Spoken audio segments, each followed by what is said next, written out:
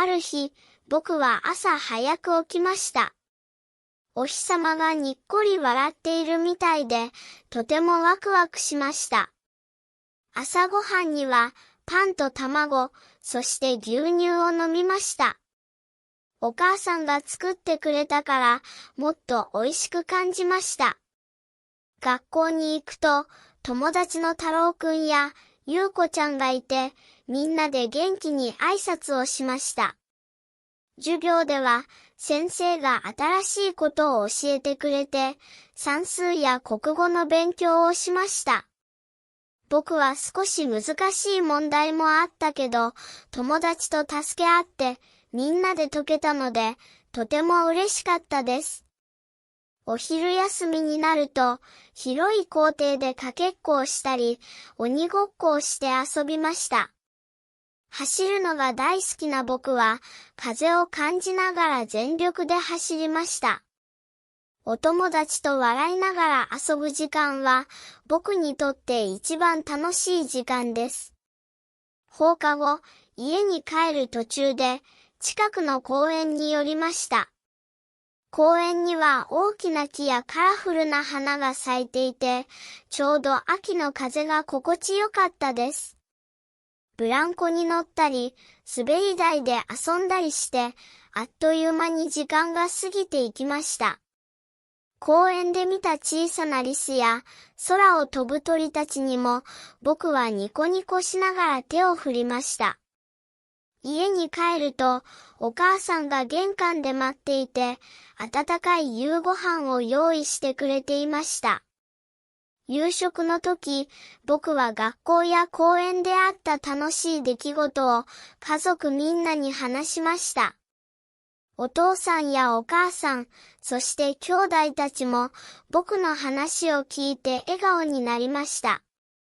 夜になり、今日の楽しかった一日を思い出しながら、僕は布団に入りました。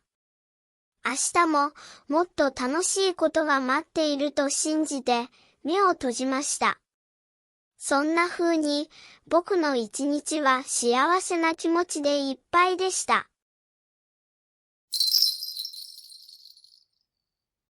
今日もいつも通り、朝7時に目が覚めた。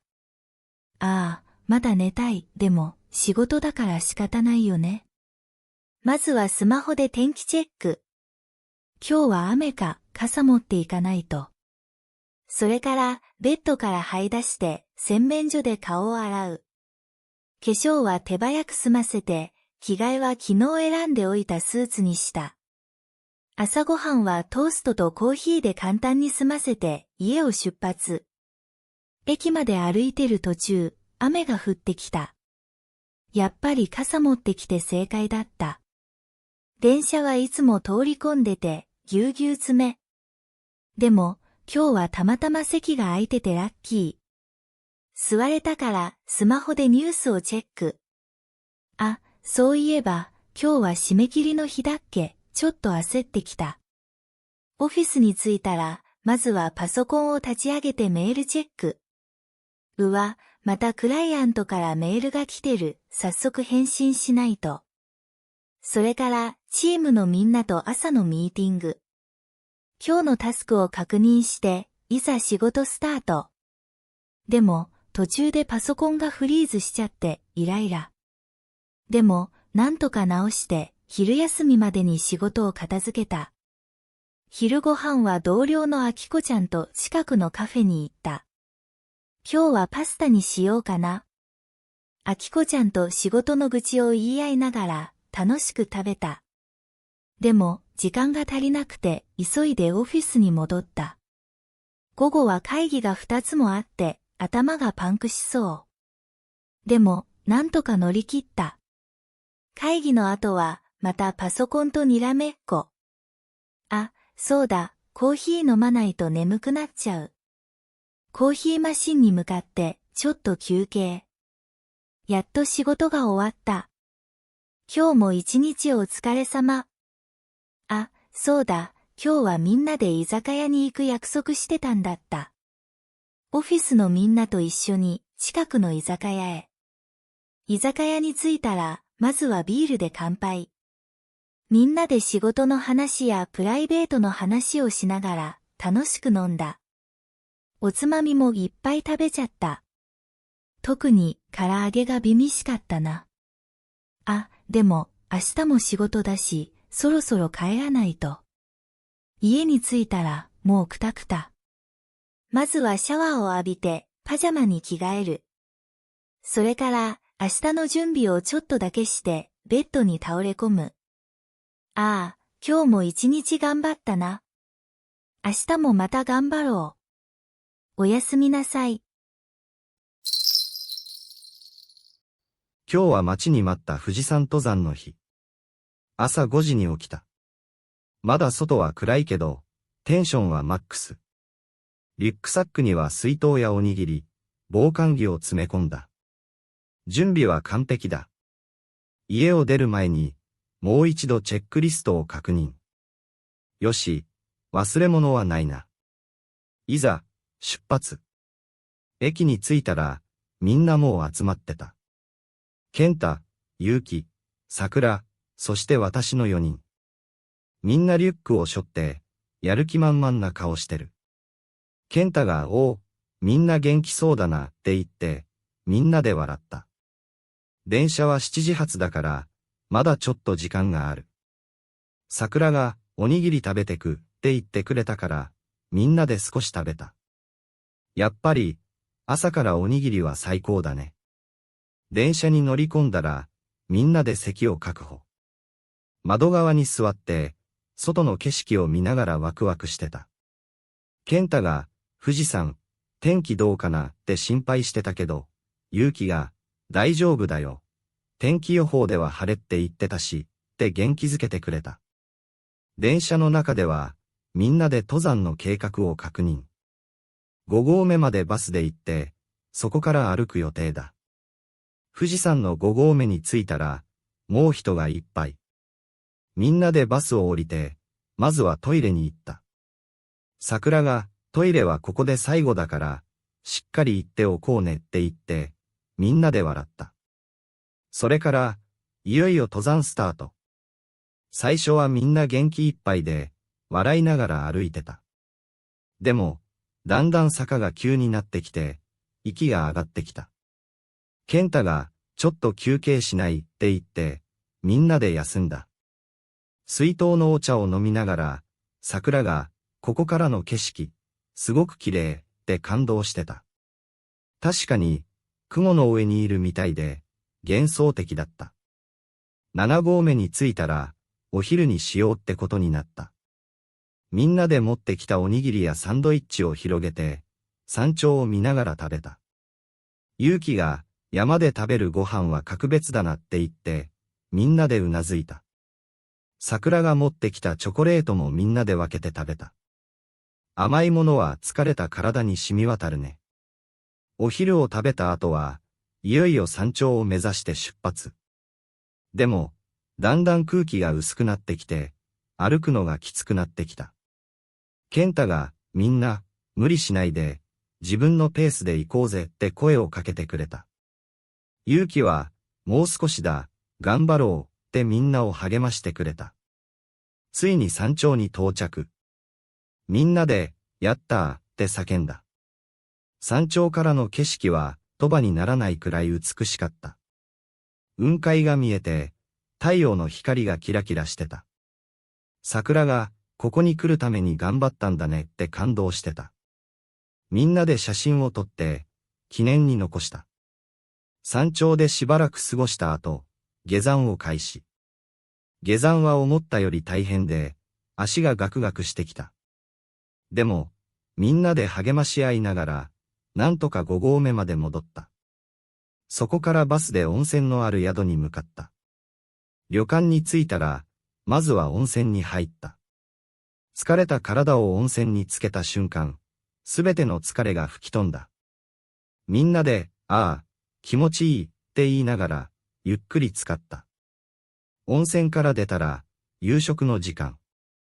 旅館のごちそうが並んでて、みんなで、いただきますって言って食べた。山で食べるご飯も美味しかったけど、旅館の料理も格別だった。夕食の後は、みんなで部屋でゆっくり過ごした。トランプをしたり、今日の思い出話をしたり。健太が、またみんなで富士山に登ろうぜって言って、みんなで、そうだねって盛り上がった。そろそろ寝る時間。布団を敷いて、みんなで、おやすみって言って寝た。今日は本当に楽しかったな。またみんなで旅行したいな、と思いながら、ゆっくり眠りについた。美咲は東京の喧騒から逃れるように、京都の予備校に転校した。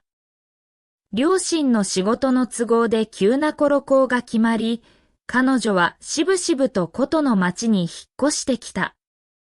東京の高層ビルや電車の騒音とは違い、京都はどこか時間がゆっくり流れているようだった。道端には古い町家が並び、自転車で通学する学生たちの姿が目立つ。美咲は最初、ここでの生活は退屈だろうな、と思っていた。予備校は東山のふもとにあった。通学路は細い坂道で、両側には苔むした石垣や小さな祠が点在している。ある朝、美咲はいつもと違う道を歩いてみた。理由はわからないが、その日はなぜか右に曲がるべき交差点を左に進んでしまったのだ。その道は次第に森の中へと続いていった。木々の間から差し込む朝日が地面に影を描く。美咲は足を止め、深呼吸した。東京では感じられない湿った土と木の香りが鼻をくすぐった。ふと視線を上げると赤い鳥居が連なる参道が目の前に現れた。神社？彼女は鳥居の下を通り、石段を登り始めた。苔が生えた階段は滑りやすく、慎重に足を運ぶ必要があった。途中で小さな狛犬が睨みを利かせているのに気づき、思わず笑ってしまった。ここ、誰もいないのかな。石段を登りきると小さな社が現れた。社の周りには古い灯籠が並び、風に揺れる鈴の音が森に響いていた。美咲は賽銭箱の前で手を合わせた。特に願い事は浮かばないが、なんとなくその空気に押されるように頭を下げた。それから美咲は毎朝この神社に寄るようになった。通学時間を30分早め、森の中の静けさを味わうのが日課になった。神社にはほとんど人が訪れないようで、時折鹿や鳥が境内を横切るだけだった。ある雨の日、美咲は社の裏手に小さな池があるのを見つけた。水面には紅葉の葉が浮かび、雨粒が輪を描いていた。彼女は傘を閉じ、池の縁に腰を下ろした。東京にいた頃は、雨なんて邪魔だと思ってたのに。ふと、スマホを取り出して SNS をチェックしようとしたが、電波が入らない。最初は焦ったが、次第にこれもいいか、と思えた。代わりに雨の音や木々のざわめきに耳を澄ませた。その時、美咲は初めて自然というものを意識した。東京では、自然は公園の植え込みやビル街の盆栽程度でしかなかった。しかしここでは、自然が彼女を包み込み、呼吸を合わせるように迫ってくる。私、ずっと何かから逃げてたのかも。受験のプレッシャー、友達関係の悩み。すべてを忘れるように京都に来たが、心の中のモヤモヤは消えていなかった。しかしこの森の中では、そのモヤモヤさえも風に溶けていくようだった。ある秋の朝、美咲は社の掃除をしている老人と出会った。白い装束を着た神主で、ほうきで落ち葉を集めていた。おはようございます。美咲が挨拶すると、老人はゆっくりと顔を上げた。毎朝見かけるが、学生のくせに珍しい時間に参拝するの。ちょっとここが気に入ってて。神主はにやりと笑い、掃除の手を止めた。この神社は森の息吹を祀っている。昔から迷える者が自然と対話する場所と言われておる。美咲はきょとんとした顔をした。神主は続けた。都会の者にはわからんかもしれんがな。自然は言葉を持たん。でも、気配で語りかけてくる。その日から美咲は、時折神主と話すようになった。彼は京都の歴史や季節の移り変わりについて、詩のような言葉で語ってくれた。見ろ、この紅葉。葉が散るのは終わりじゃない。次の命への布石じゃ。美咲は初めて落ち葉の積もった地面が生きているように感じた。冬が訪れると森の空気は鋭く澄み渡った。美咲はマフラーを巻き、息を白くしながら山道を歩いた。社の前には雪が積もり、鳥居の赤が白とのコントラストで鮮やかだった。神主が焚き火をしているのに誘われ、美咲は初めて社務所に入った。色裏端でほうじ茶を飲みながら、老人は語った。この神社は800年前からある。戦火や災害をくぐり抜け、ずっと森と共にあった。なぜそんなに長く続いてるんですか？自然と人間のバランスをこの場所が教えてくれたからじゃろう。春になると、美咲は桜の下で勉強するようになった。教科書を広げても、すぐに花びらがページの上に舞い降りる。神主が時折、勉強ばかりせず、花を愛でるのも良きぞ、とからかった。ある日、美咲は社の奥にある古いクスノキに気づいた。幹にはしめ縄が巻かれ、根本には小さな祠があった。この木は千年クスノキと呼ばれておる。根っこは地中深く、地下水脈まで届いているそうじゃ。神主の言葉に、美咲は木の幹に手を当てた。かすかな振動を感じた気がした。梅雨の季節、美咲は重大な決断を迫られた。東京の大学に合格したが、京都の大学も候補に上がっていた。両親は東京に戻れと言うが、彼女の心は揺れていた。ある朝、激しい雨の中、美咲は神社に向かった。鳥居の赤が雨に濡れて深みを増し、森全体が霧に包まれていた。社前で傘を閉じた瞬間、雷鳴が轟いた。怖くないのか？神主が社務所の軒下から声をかけた。大丈夫です。この森なら。美咲はなぜか確信していた。自然は優しいだけではない。時に厳しくすべてを洗い流す。その夜、彼女は両親に電話した。京都の大学に行きます。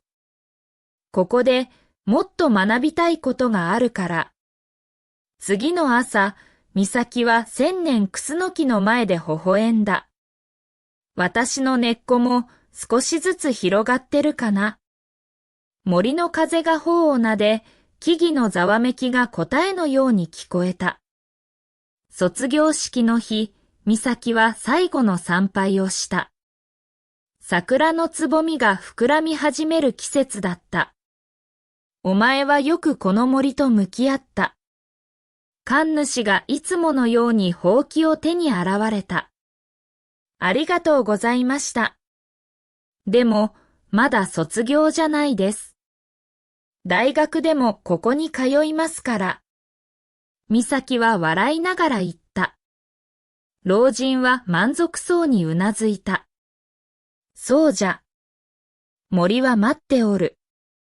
いつでも戻ってこい。大学で美咲は環境学を専攻した。東京での生活も経験したが、休みごとに京都の森に戻った。千年クスノキは相変わらず悠然と立ち、季節ごとに違う姿を見せてくれた。ある春の日、美咲は社前で出会った迷子の小学生を森の出口まで案内した。この道をまっすぐ行けば大丈夫だよ。ありがとうお姉ちゃん。でも、どうして森のことよく知ってるの？美咲は空を見上げ、風に揺れる木々を見つめた。昔、私もこの森に教えてもらったから。ユーマは大学生になってから、神保町の古本屋巡りを趣味にしていた。法律を専攻する彼にとって、古い判例集や学術書を探すのは日常の一部だった。ある秋の午後、いつもと違う路地に入ると、看板もない小さな店を見つけた。ドアの上のプレートには風神堂と薄く書かれている。こんな店、前からあったっけ？好奇心に駆られて中に入ると、埃っぽい木の香りが花を刺した。棚は天井まで届き、積まれた本が歪んだ迷路を作っている。カウンターには白髪の老人が座り、老眼鏡をかけて文庫本を読んでいた。判例集はありますか？と私が尋ねると、老人はゆっくりと顔を上げて、判例集なら奥の棚だ。でも、ここにある本はすべて誰かの忘れ物だよと答えた。忘れ物？と私が聞き返すと、老人は持ち主が手放した本ばかりだ。どの本にも、持ち主の人生が染みついていると教えてくれた。老人の言葉を不思議に思いながら、奥の棚へ向かった。ふと目に入ったのは、各想定の罪と罰だった。手に取ると、ページの間にしおり代わりの電車切符が挟まっている。開いてみると、至るところに赤いアンダーラインが引かれ、余白に細かいメモが書かれていた。罪の意識は、人を狂わせるのか？へえ、メモの文字は女性的で、ところどころ涙の跡のようなシミがついていた。最後のページには、1985年3月15日という日付と、ありがとう、さようならの文字。なぜか胸がざわめくのを感じた。これ、いくらですか？と私が聞くと、老人は本を見て、少し目を細めてそれは、美咲さんが置いていった本だな。300円でいいと答えた。美咲さんって？と私が尋ねると、老人は持ち主の名前だ。15年前にこの本を置いていったと教えてくれた。その夜、寮で罪と罰を読みふけった。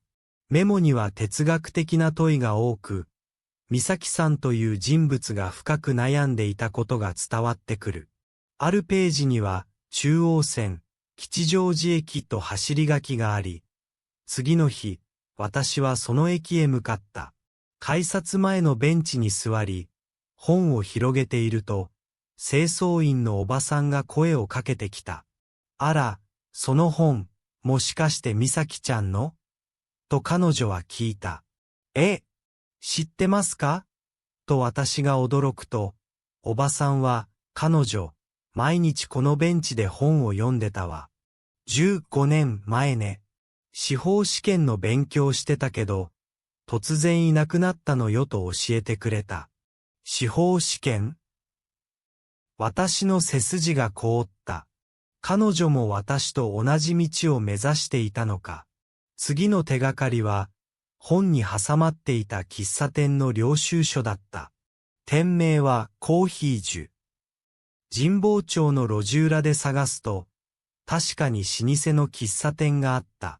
マスターは80代の男性で、私が美咲さんのことを尋ねると、彼は美咲さんか。毎日モカを飲みながら勉強してたよ。ある日、私、もう来れませんって言って、この本を置いて行ったんだと答えた。なぜですかと私が聞くと、マスターは、彼女の恋人、そう、法律事務所の弁護士さんが自殺したんだ。仕事の過労でなと教えてくれた。本のメモを思い出した。罪の意識という言葉が、彼女自身ではなく、恋人への思いだったのかもしれない。美咲さんの足跡を追ううち、古いアパートの管理人から手紙を受け取った。彼女が15年前に残していったという封筒だ。この本を拾った方へ。私は恋人の死を受け入れられず、法律の道を断ちました。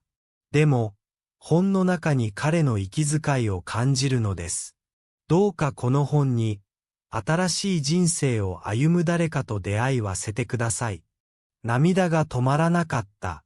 私が司法試験にこだわる理由、それは亡き父が弁護士だったからだ。父もまた、過労で倒れた一人だった。翌日、罪と罰を抱えて風神堂に戻った。老人はすべてを知っているように微笑み、美咲さんは今、北海道で牧場を営んでおる。本とともに、新しい命を見つけたんだよと教えてくれた。どうして知ってるんですかと私が聞くと、老人は、この店はな、本を介して人をつなぐ場所なんだ。お前もそろそろ、自分の答えを見つけたようだなと言った。私は受験勉強の参考書をすべて捨て、環境法の本を買い込んだ。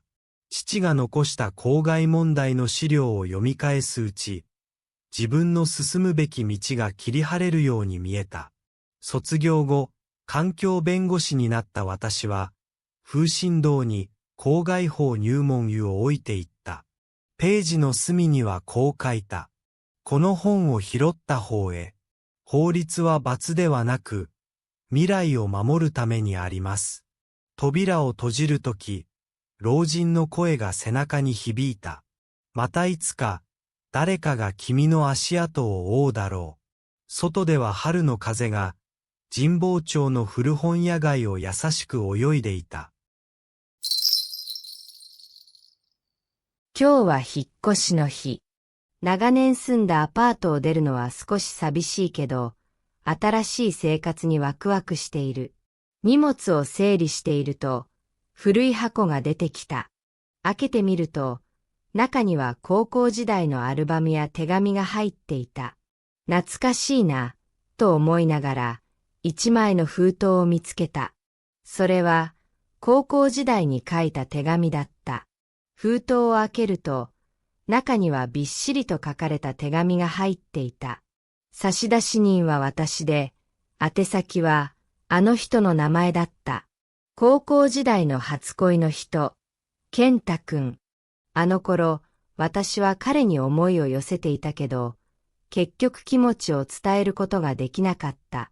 この手紙は、その時に書いたものだ。でも、なぜか送らずに取っておいたんだ。手紙を読み返すと、当時の気持ちがよみがえってきた。健太くんへ。いつも隣の席で笑っているくんを見て、私はどんどん好きになっていった。でも、どうしても気持ちを伝えることができなくて。そう、あの頃の私は、ただ彼を見つめるだけで精一杯だった。手紙の最後には、もしこの手紙を読んでくれたら、返事をくれなくていい。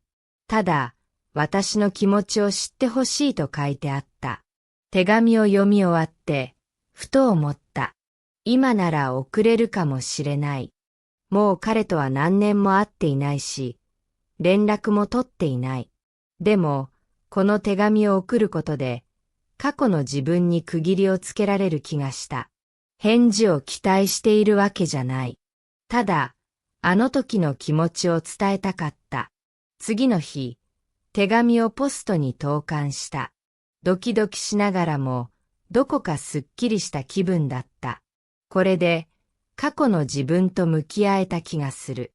あとは、何も期待せずに、新しい生活を始めよう。それから数週間が経った。もう手紙のことを忘れかけていたある日、ポストに一通の手紙が入っていた。差出人は、健太くんだった。驚きとともに、手紙を開いた。久しぶり。手紙を読んで、とても驚いた。あの頃のことを思い出して、懐かしい気持ちになった。実は、僕も君のことが好きだった。でも、君がどう思っているかわからなくて、気持ちを伝えることができなかった。もしよかったら、また会えないかな。手紙を読み終わって、涙がこぼれた。あの頃、お互いに思いを寄せていたなんて。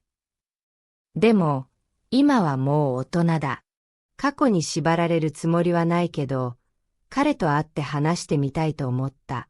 数日後、カフェで健太くんと会った。彼は相変わらず優しい笑顔で、昔のままだった。私たちは、高校時代のことや、それからの人生について話した。彼は今、地元で働いていて、私と同じように新しい生活を始めようとしているらしい。その日を境に、私たちはまた連絡を取り合うようになった。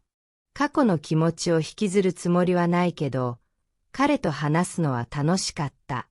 これからどうなるかはわからないけど、少なくともあの時の気持ちに区切りをつけられた気がする。引っ越し先の新しいアパートで、私は健太くんからの手紙を大切にしまった。あの時の気持ちは、今でも私の一部だ。でも、これからは未来を見つめて生きていこう。新しい生活が始まる。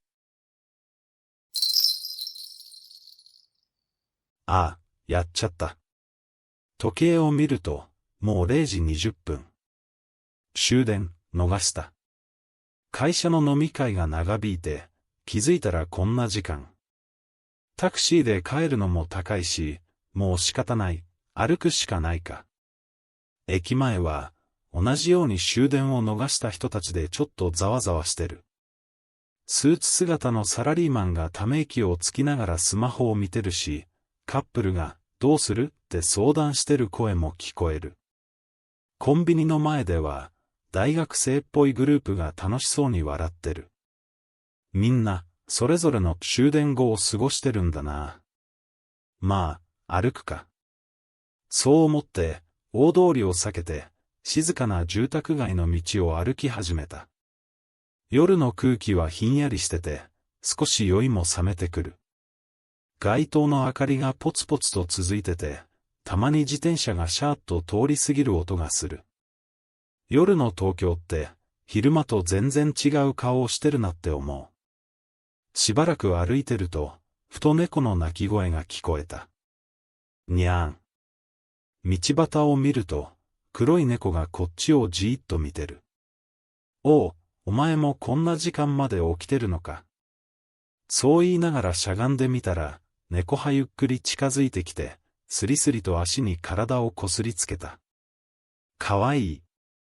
思わず頭を撫でると、ゴロゴロと喉を鳴らしてる。お前は帰る家あるのか。猫は何も言わずに、また夜の街へ消えていった。なんか、ちょっとだけ心がほっこりする。そのまま歩き続けてると、小さなラーメン屋の前を通った。赤い提灯がゆらゆら揺れてて、カウンターには2、3人のお客さんがいる。食べてく？終電を逃した夜に、夜泣きラーメン。悪くないな。のれんをくぐって店に入ると、おじさんが、いらっしゃい、と元気な声をかけてくれる。醤油ラーメン、一つください。席に座って、店のテレビをぼんやり眺めながらラーメンを待つ。ちょうどニュースが流れてて、アナウンサーが、明日の天気は晴れです、と言ってる。明日は、ちゃんと終電乗れるといいな。ラーメンが出てきた。湯気がふわっと上がって、醤油のいい香りがする。スープを一口飲むと、じんわりと体に染み渡る。うまい。店の奥では、サラリーマンっぽいおじさんと店主が話してる。いや、今日も疲れたよ。お疲れ様。終電逃したの？そうそう。もう諦めて、ここでいっぱいやってくことにしたよ。みんな、同じように終電を逃した夜を過ごしてるんだな。ラーメンを食べ終えて、店を出る。外の空気はさっきよりも冷たく感じるけど、なんとなく心は温かい。さ、帰るか。夜の街を歩きながら、遠くに見える自分のアパートの明かりを目指して、ゆっくりと歩き出した。今日も、なんだかんだで悪くない夜だった。夏の匂いがした。浴衣の袖から漏れる風、焼きそばの醤油の香り、線香花火の焦げたような甘さ。この町の夏祭りは、10年経っても何も変わっていないみたいだった。知らない子供に、金魚すくいはどこですか？と声をかけられ、私はハッとした。あの頃、私も同じように浴衣の裾を汚しながら、この神社の石段を駆け上がっていた。ふとスマホで友達との待ち合わせ時間を確認する。でも、誰も待っていない。この町に友達なんて、もういない。高校を出て東京に引っ越してから、地元の友達とは自然に離れていった。そんな時、不意に背後から名前を呼ばれた気がした。ねえ、もしかしてあやちゃん、と、背中がゾクッとする。この呼び方を聞くのは、10年ぶりだった。振り向くと、そこには真っ白ちゃんが立っていた。真っ白ちゃんは、小柄な体に淡い紫の浴衣を着ていた。髪は高校の時より短くなっていたけれど、あの猫みたいな丸い目はそのままだった。声を聞いてすぐに私だとわかった。と彼女は言った。彼女は昔と同じように、手をひらひらさせながら近づいてきた。そして、すごい偶然だと笑った。私は東京に住んでいると話すと、彼女も同じだと言った。ただ、実家に用事があって帰ってきていたらしい。まさか祭りで会えるとは思わなかった。と彼女は驚いていた。私たちは自然に歩き始めた。焼きそばの屋台の前で、彼女がふと思い出したように言った。私の浴衣の帯が相変わらず緩いらしい。高校の時もよく直していたのだ。と懐かしそうに笑った。赤くなりながら帯を締め直す。確かに、あの頃も真っ白ちゃんは几帳面で、いつも私のランドセルの紐を結び直してくれていたっけ。そんなことを考えていると、彼女がたこ焼きの屋台を指さして、昔よく言ったよねと言った。赤い提灯が並ぶその屋台には、店主のおじさんが立っていた。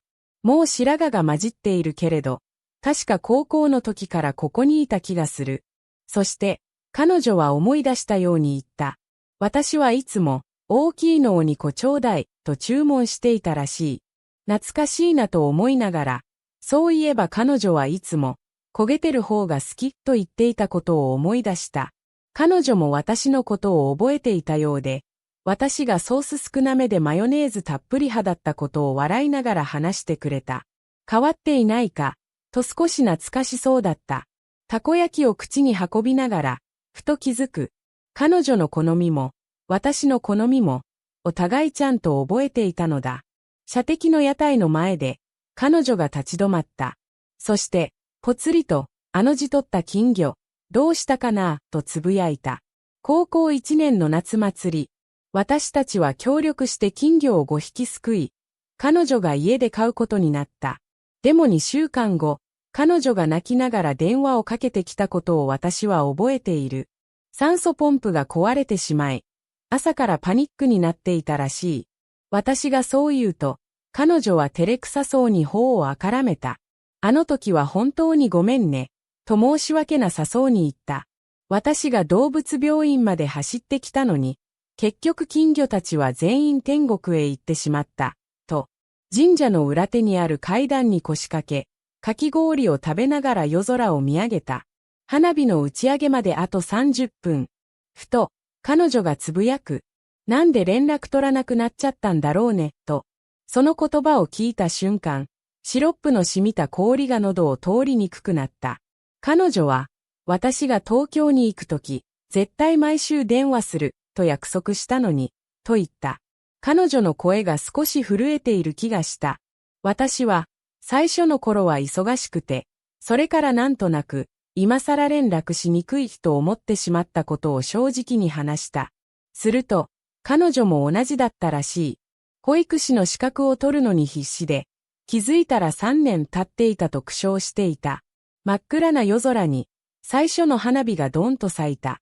しばらく沈黙が続いた後、彼女がふと思い出したように、高校2年の文化祭の劇で喧嘩したことを話し出した。私はその時のことを思い出しながら、私が白雪姫の役を取って、彼女が裏方に回ったことを言った。すると、彼女は、私がオーディションの時に彼女を推薦していたことを後から知った、と言った。花火の音が響く中、彼女が続ける。あの時、私がいなくなったらどうしよう、と怖かったらしい。赤い花火が夜空に散った。私もそうだったかもしれない。だからこそ、先に距離を取ったのかもしれない、とつぶやいた。祭りが終わり、私たちは駅まで歩いた。彼女は明日の朝、東京に戻るらしい。保育園で働きながら、今は障害児支援の勉強をしていると話してくれた。私は、ウェブデザイナーとして在宅ワークを始めたばかりだと伝えた。改札前で、彼女がスマホを取り出した。そして、今度、東京で待ち合わせしない？本当の意味で、大人の再会をと言った。私は少し冗談っぽく、でも、今度こそ約束守れるかなと言った。すると、彼女は真顔で、大丈夫。今度は連絡しにくいなんて言わせないからと言った。電車の窓に映る自分の顔が、なぜか高校生の頃より幼く見えた。スマホには、新しい連絡先が登録されていた。名前は真っ白、保育士見習い。太浴衣の袖を嗅ぐと、たこ焼きのソースと花火の火薬の匂いがした。あの頃と全く同じ香り。でも、今日食べたたこ焼きは、なぜか少しだけ甘かった。次は東京の夏祭りに行こうかな。そう独り言のようにつぶやくと、スマホが振動した。今日は本当にありがとう。また金魚すくいしようね。夜空の向こうで、最後の花火が静かに消えていった。お盆の夕暮れ、うちの縁側に葉おばあちゃんの匂いがしていた。線香の煙と母が磨いたガラスの盆提灯の香りが混ざり合い、毎年この時期になると家族みんなで川に灯籠を流しに行くのが恒例であった。おばあちゃんが亡くなってからもう3年目となる。その時、姉は仏壇の前でリンゴを盛り付けながら、私にも早く手伝うよう促していた。私が折り紙で作ったハスの花を灯籠に貼り付けると、父はおばあちゃんが喜ぶだろうと、笑顔で話してくれた。しかし、私はまだおばあちゃんの声を思い出せなかった。あの優しい声で、ゆなちゃんと呼んでくれた記憶は、夢の中の出来事のように遠く感じられる。暗くなり始めた頃、家族で近所の小川に向かって出発した。浴衣の裾が草むらに引っかかるたび、母はきちんと持ち上げるようにと注意していた。提灯の火は風に揺れ、父の影が地面で大きく踊るのが見えた。川岸にはすでに何人かの人々が集まっており、ポツポツと浮かぶ灯籠の明かりは、夕闇に舞う蛍のように幻想的であった。姉は、おばあちゃんの分の灯籠は特別な場所に流すべきだと提案し、小石で囲んだ場所を指し示した。続いて、父がマッチで灯籠のろうそくに火を灯すと、母は愛情を込めた穏やかな口調で、灯籠をそっと水に浮かべるように促した。灯籠がゆらゆらと流れ始め、川の真ん中まで向かった瞬間、突然の風が吹き、灯籠が岸辺の足の根元に引っかかってしまった。その時、家族みんなで手を伸ばしたが、灯籠は届かず、くるりと回転してその場に止まってしまった。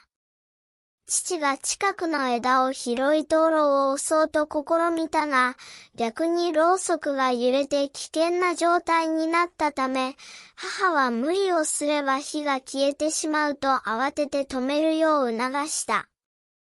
しばらくすると、姉は小さな声で、おばあちゃんがもしかすると怒っているのではないかとつぶやいた。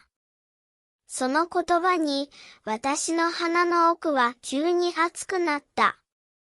なぜなら、おばあちゃんの灯籠だけは、ずっと同じ場所で光り続けているのに、他の家族の灯籠はすでに遠くへ流れていっているからだ。やがて、後ろから砂利を踏む音が聞こえ、振り向くと白いシャツを着たおじいさんが立っていた。彼は、灯籠が苦戦している様子を見て、やや軽い口調でその状況を感じ取っていたようだった。おじいさんは懐中電灯のような細い棒を手に取り、ゆっくりと川岸にしゃがみ、棒の先でそっと灯籠を押すと、周囲の足の根っこを避けるように示す仕草を見せた。棒の先には、きらりと光るメダルが結びつけられており、灯籠がゆっくりと流れ始めると、おじいさんはにこやかに、おばあさんも安心しただろうと、微笑んでいた。その時、母が感謝の気持ちを伝えようとする前に、おじいさんはすでに暗闇の中へと姿を消していた。翌日、学校の帰り道でまたあのおじいさんを見かけた。今度は川でゴミ拾いをしている姿であった。私は勇気を振り絞って声をかけると、おじいさんは懐から先ほどと同じメダルを取り出し、これが戦争に行くときにおばあちゃんから受け取ったお守りであると、穏やかに説明してくれた。メダルには森の文字が刻まれており、おじいさんによると、彼のおばあちゃんもかつてこの川で灯籠を流していたそうであった。さらに、おじいさんは、灯籠が流れなくても、思い出はその場所で輝き続けるから問題ないと、私に語ってくれた。その夜、家族でまた川に出かけたとき、おじいさんの教えに従い、私たちはおばあちゃんの灯籠が止まった場所に小さな花を浮かべた。姉は、その光景を見ながら、まるでおばあちゃんが返事をしてくれたかのようだと感じた。実際、灯籠の火は一瞬跳ねるように輝き、風に流されることなく、じっとそこに誇らしげに光り続けていた。おばあちゃんの声は今でもはっきりと思い出せないが、線香の匂いとともに、ゆらゆらと揺れる灯籠の光が、まるでゆなちゃんと呼んでいるような気がした。今日はコンビニでアルバイト初日だ。ちょっと緊張してるけど、頑張ろう。店長が、まずはレジの使い方を覚えてねって言って、簡単に説明してくれた。でも、いざお客さんが来たら、頭が真っ白に。お釣りの計算ができなくて、焦っちゃった。店長が助けてくれたけど、ちょっと恥ずかしかったな。最初の1週間は本当に大変だった。レジ打ちが遅くて、お客さんに待たせちゃうし、商品の場所も全然覚えられない。お弁当の陳列も時間がかかって、店長にもっと早くしてねって言われちゃった。でも、店長は優しくて、最初はみんなそうだから焦らなくていいよって励ましてくれた。2週目に入ると少しずつコツが分かってきた。レジ打ちも早くなって、お釣りの計算もできるようになった。お客さんにありがとうって言われると、ちょっと嬉しい気分になる。商品の場所もだんだん覚えて、お客さんに聞かれても答えられるようになった。でも、まだお弁当の陳列は苦手で、時間がかかっちゃうんだよね。ある日、お客さんに間違えた商品を渡しちゃったことがあって、すごく落ち込んだ。でも、店長がミスは誰にでもあるから、次に活かせばいいんだよって言ってくれた。それからは、商品を渡す前に必ず確認するようにした。そうしたら、ミスが減って、自信がついてきた。お弁当の陳列は最初は本当に難しかった。時間がかかるし、並べ方がわからなくて、何度も店長に直された。でも、毎日やってるうちに、コツがわかってきた。早く並べるためには、まずは棚を整理して、古い商品から取り除くことが大事なんだって気づいた。今では、時間内にきれいに並べられるようになった。最初はお客さんと話すのも緊張してたけど、だんだん慣れてきた。レジで、いらっしゃいませっていうのも、自然にできるようになった。お客さんの中には、よく来る常連さんもいて、今日も頑張ってるねって声をかけてくれる人もいる。そういう時は、本当に嬉しい気分になる。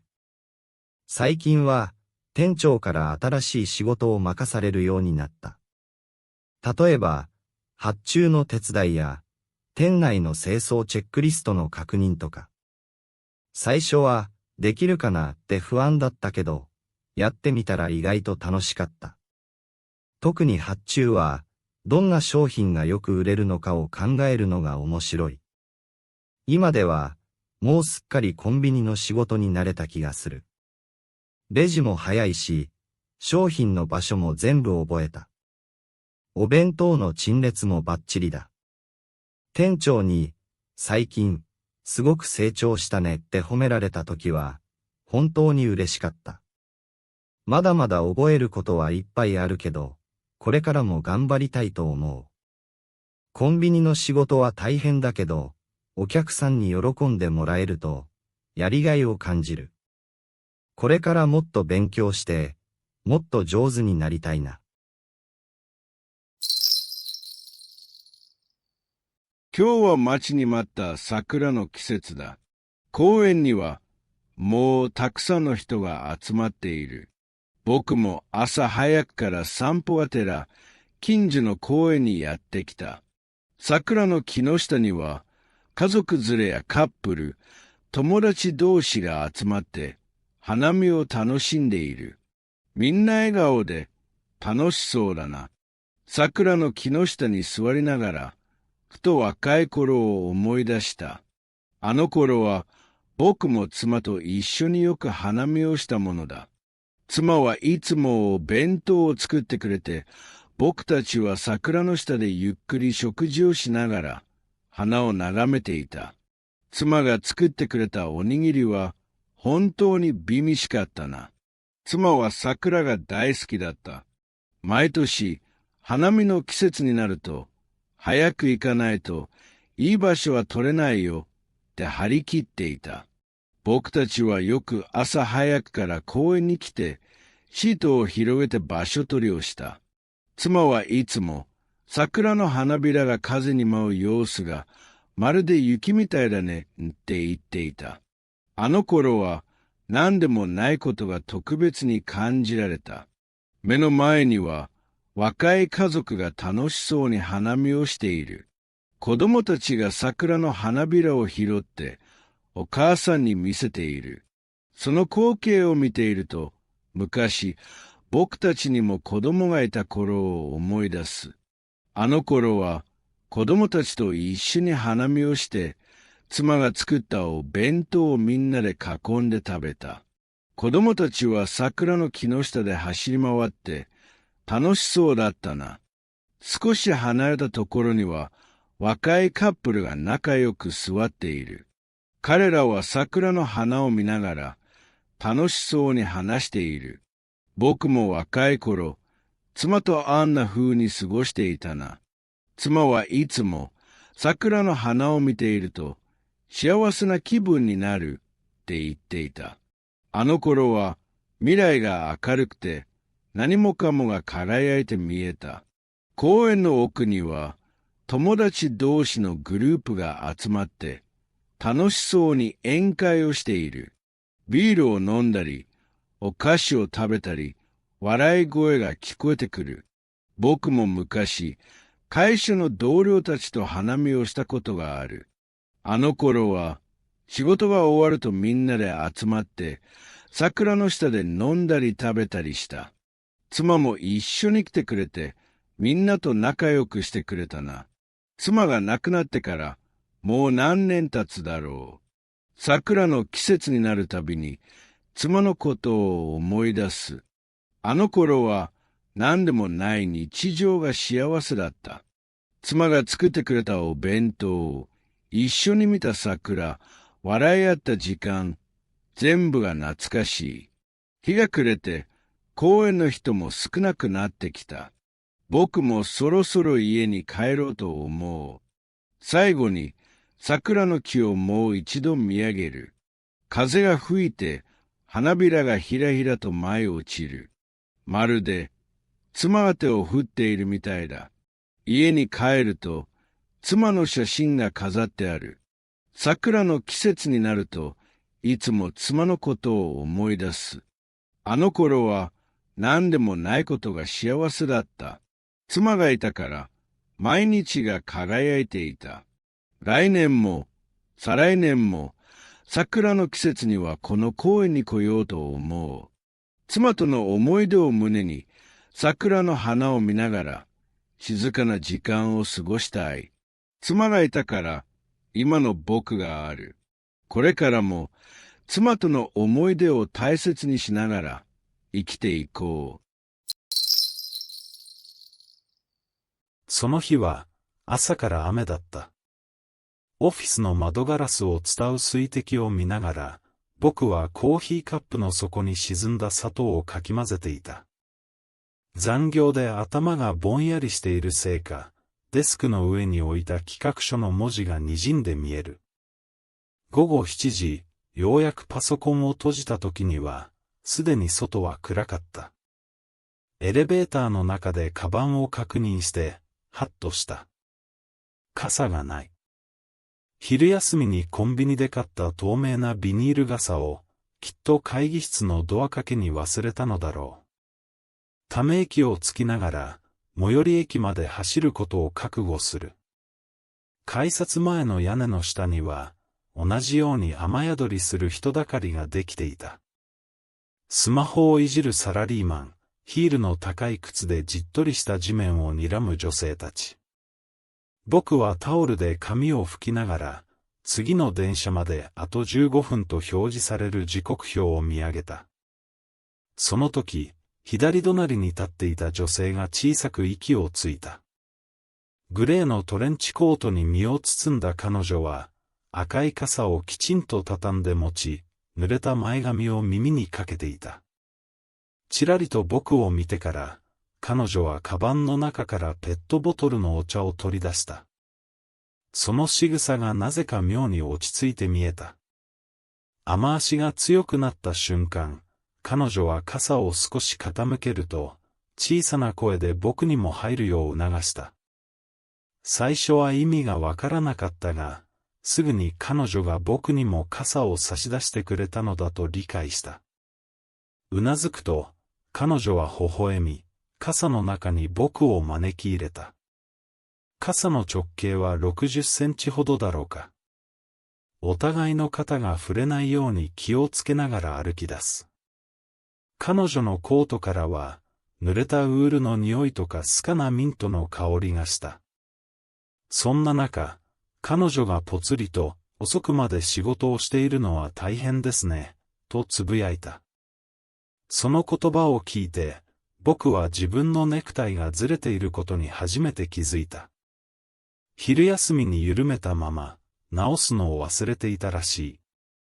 歩道の水たまりを避けながら、彼女はゆっくりと話し始めた。